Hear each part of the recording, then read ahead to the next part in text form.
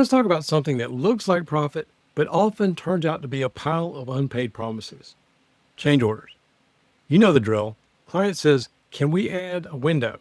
GC says, just get it done. We'll handle the paperwork later.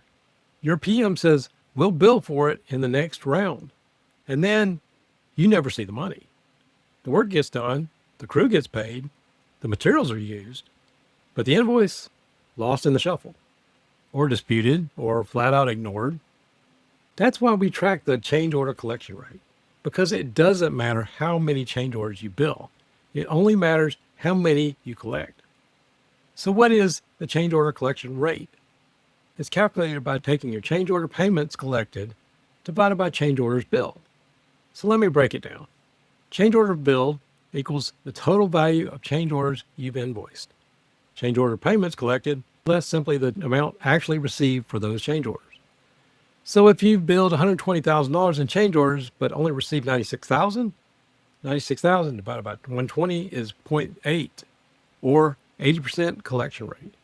That means 20% of your change order revenue never made it into your account. Now ask yourself, how many man hours did that 20% represent? How much margin disappeared with it? Let me give you a job site analogy. Change orders are like patching holes in drywall. If you do the work but never get paid, you didn't patch the wall, you just buried your profit in it. And if it keeps happening, you're not doing extra, you're doing charity work in a hard hat. So what is a healthy change order collection rate? Well, here's how to read it. I'd say 95 to 100%, you're on it. Between 90 and 94%, well, that's pretty solid, but check your progress. If you're between 80 and 89%, you're leaving real money behind. But if it's below 80%, you're building for free and probably doing it often. Change orders should never be a hopeful maybe. They should be billed, tracked, and paid. So let me give you a real contractor example. Had a client doing high-end tenant improvements.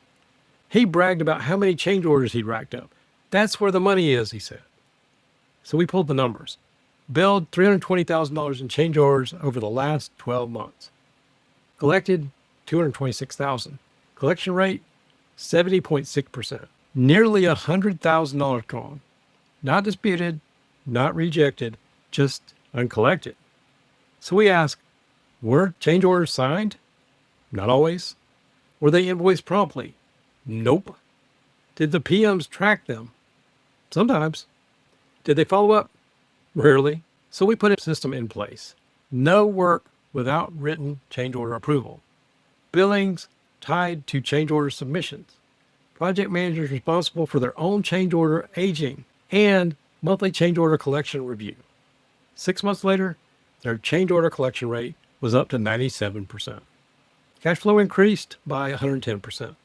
Stress way down. Same work, better follow through. So how can you improve your change order collection rate?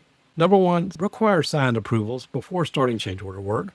No signature, no saw. End of story. Number two, invoice change orders separately and promptly. Don't bury them in your next draw.